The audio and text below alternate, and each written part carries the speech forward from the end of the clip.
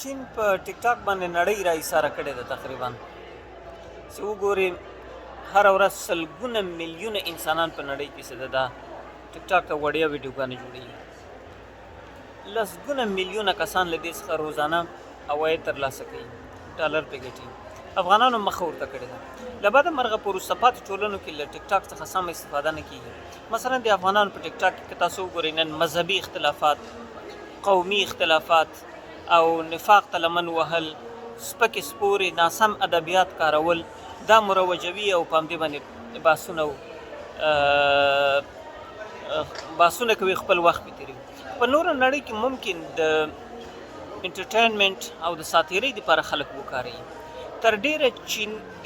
د ټیک ټاک پالیسي دا ده چې نورې نړۍ ته او چین ته دوه جدا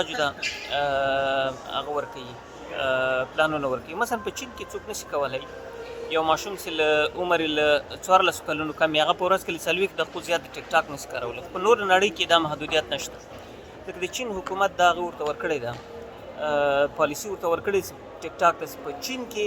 هغه مواد باید ماشومان وویني د ټیک ټاک له لارې نه چې هغه د چینایي ماشوم په ژوند باندې مثبت تاثیر لري مثلا د ساینس مسایل د ټکنالوژۍ مسایل علمي مسایل تخنیکي مسایل دا په چین کې لویان او کوچنیان لیدلی شي کوچنیان له 40 دقیقو زیات په 4 ساعتو کې نشي لیدلی خو لویان ټوله ورځ اکثرا دغسې مسایل ګوري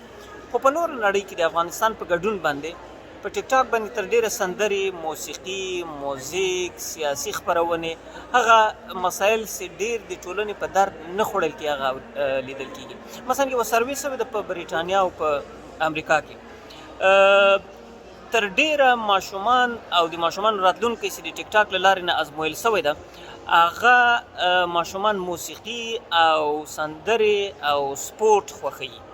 په بریټانیا او امریکا کې مثلا که په هدف میتنه د امریکې متحده ایالتونه نه دي ټول د امریکې په بر اعظم کې تقریبا په چین کې برعکس په چین کې په ماشومانو باندې کومه سروې شوې ده په چین کې ډیر ماشومان غواړي ساینسدانان سي د ټکنالوژۍ ماهرین سي پروفیسران سي علمي کدرونه سي فضانوردان سي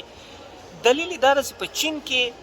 همغه مواد چې حکومت ورته ویلي دي ټیک ټاک کمپنۍ ته خپله ټیک ټاک داسې پالیسي ټاکلې ده همغه ور وړاندې کوي چې هغه ډېر علمي او تخنیکي او ټکنالوژیکي مسایل دي نوره نړۍ کې تر ډېره همغه مسایل خلک